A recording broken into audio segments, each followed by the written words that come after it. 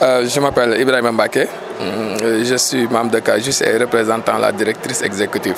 CAJUS, c'est Citoyens actifs pour la justice sociale. C'est un réseau de jeunes et de femmes qui promeut la justice sociale. Nous intervenons sur quatre axes stratégiques, notamment les questions de justice économique, la justice environnementale, les questions de bonne gouvernance et de transparence, mais également les questions relatives au leadership et les questions de genre. CAJUS a entamé, je pense que je peux anticiper, CAJUS a entamé la campagne article 25 depuis le mois d'octobre 2022 et cet atelier de formation est inscrit dans le cadre des activités de cette campagne. Cette activité est d'une importance capitale dans la mesure où, comme je l'ai dit tout à l'heure, CAJUS a lancé la campagne article 25. L'article 25 fait référence à l'article 25.1 de la Constitution sénégalaise, disposant que les ressources naturelles appartiennent au peuple. Les ressources naturelles appartiennent au peuple, qui est une avancée assez considérable, parce qu'avant la Constitution de 2016, on disait que les ressources naturelles appartiennent à l'État. Maintenant, dès lors que les ressources naturelles appartiennent au peuple, les recettes issues de l'exploitation des ressources naturelles doivent profiter pleinement au peuple.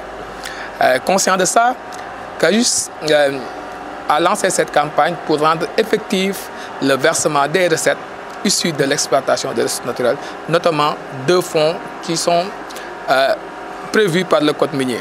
L'article 113 du Code minier dispose que les redevances perçues par l'État, 20% de ces taxes perçues par l'État sont versées à travers un fonds qu'on appelle fonds d'appui et de péréquation.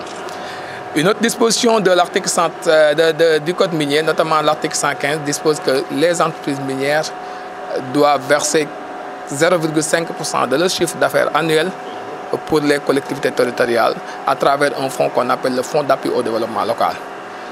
Ces versements peuvent contribuer effectivement à l'amélioration des conditions de vie des populations et en leur servant d'infrastructures de base et pour financer certaines structures comme la santé, l'éducation, etc.